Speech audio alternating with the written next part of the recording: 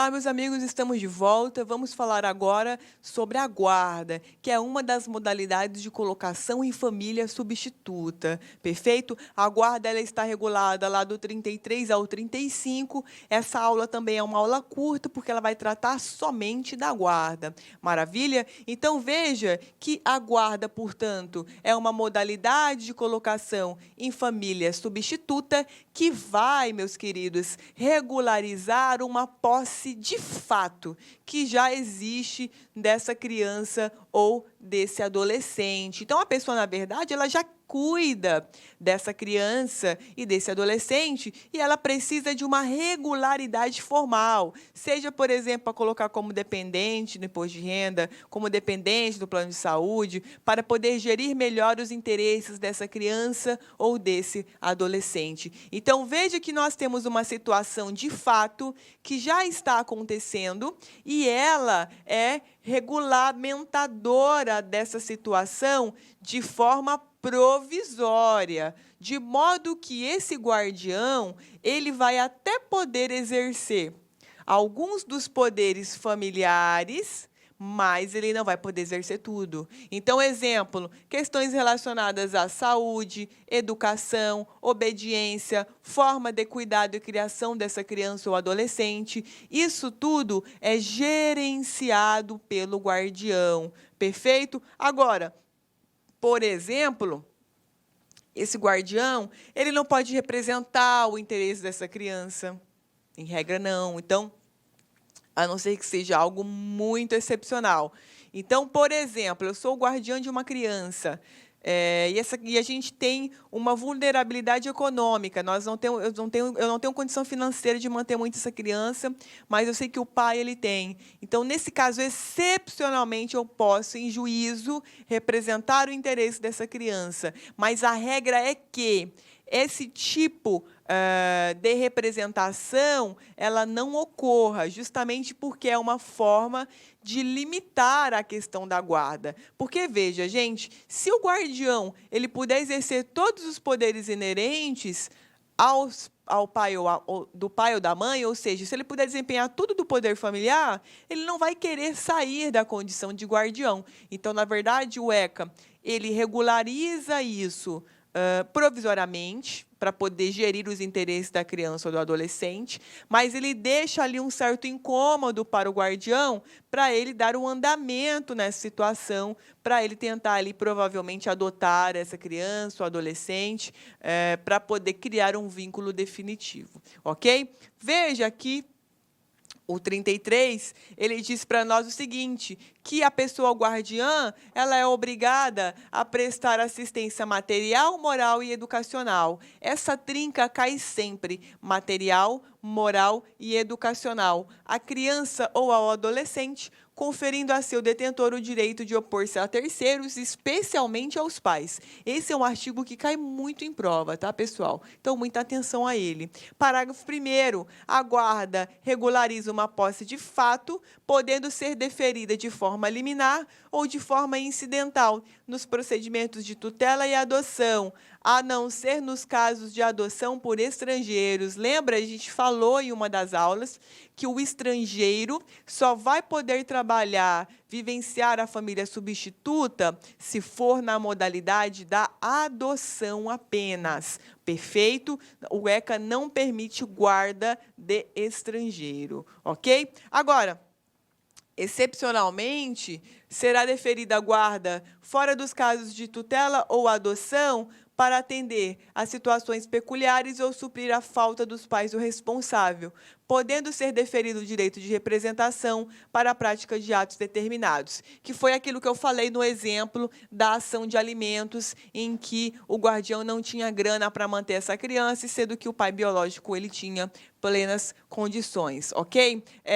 A guarda confere, como nós já falamos, à criança e ao adolescente a condição de dependente. De quem? Do guardião, inclusive para fins previdenciários, tá? Essa é uma discussão muito grande que tem fora do ECA com relação ao direito previdenciário, mas esse artigo ele é válido e ele é vigente. Então, para a sua prova do ECA, guarda Cria dependência previdenciária? Cria. Dá direito à pensão por morte? Dá. Ok? Então, para fins do ECA, é permitido? Sim, de acordo com o ECA, tá? Não foi revogado esse dispositivo.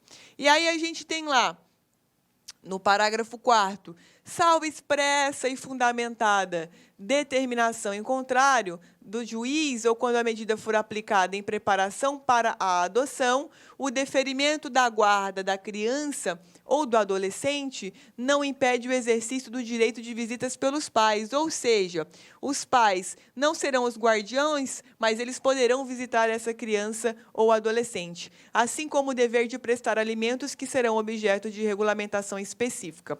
Então, o que cai muito em prova? A seguinte coisa, olha, pai que não está na guarda do seu filho, ele deve prestar alimentos. Verdadeiro. O guardião, ele pode exigir que o pai ou a mãe prestem alimentos para a criança ou adolescente de quem eles cuidam, tá? Isso é perfeitamente cabível e isso cai bastante em prova. Tudo bem?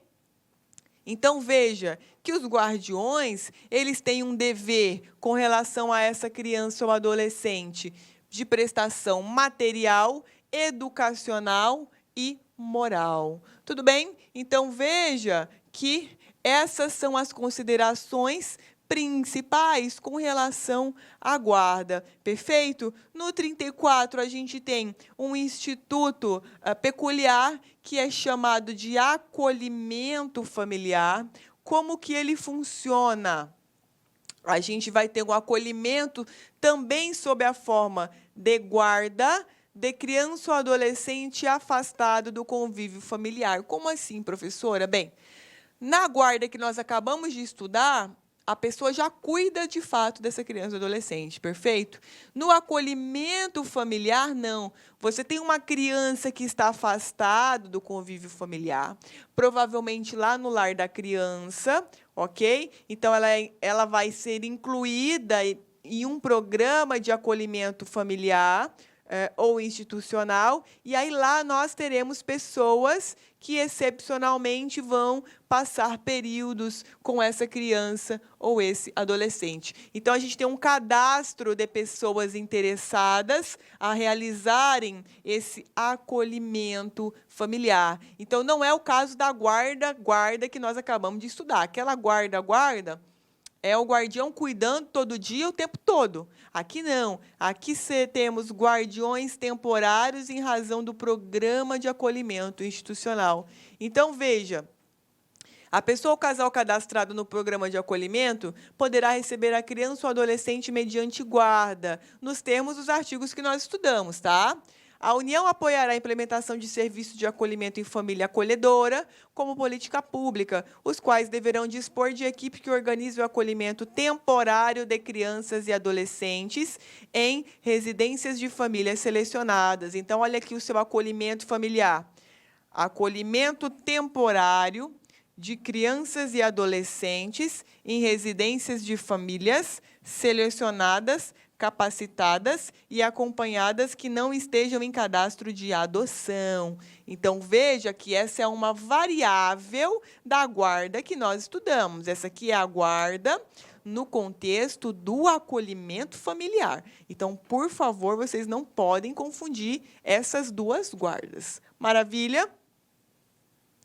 E aí, veja, o parágrafo 4º, ele diz para nós que, inclusive, poderão ser utilizados recursos federais, distritais ou municipais para manutenção desse programa de acolhimento, tá? Agora, veja, tá? A guarda, de uma maneira geral, tanto essa segunda modalidade quanto a primeira, ela tem um caráter provisório, de modo que ela pode ser revogada a qualquer tempo, mediante decisão judicial fundamentada. Sempre o Ministério Público, como fiscal da ordem jurídica justa, ele vai participar, opinar com relação a essas situações antes da prolação da decisão judicial. Então, esse é o teor, inclusive, aqui do artigo 35, a guarda poderá ser revogada a qualquer tempo, mediante ato judicial fundamentado, ouvido o Ministério Público. Tudo bem?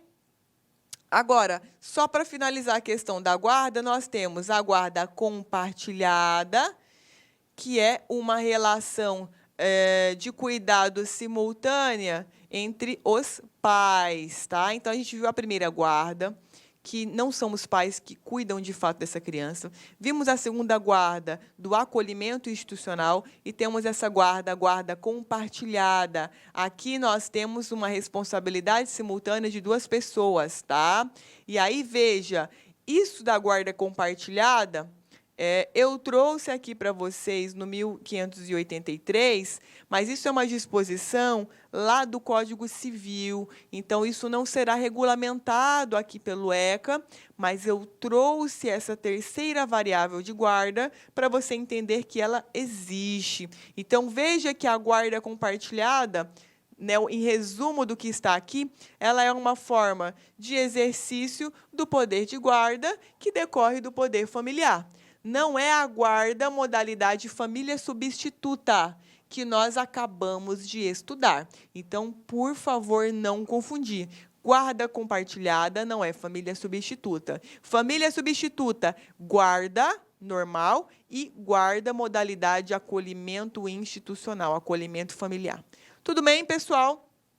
E, por fim, nós temos a guarda avoenga, que é só uma nomenclatura, que é aquela guarda exercida pelos avós, perfeito? Então, quando cobram em prova guarda avoenga, o examinador ele exige que você saiba, portanto, que ali são os avós que cuidam dessa criança ou desse adolescente. Agora, com essas considerações, a gente estudou os principais aspectos da guarda, tá? Então, nas próximas partes, nós vamos ainda ver as outras modalidades de colocação em família substituta. A primeira delas já foi que é a guarda, a nossa próxima será a tutela e depois nós estudaremos a gloriosa adoção. Espero que vocês tenham gostado, a gente se vê por aqui. Clique like.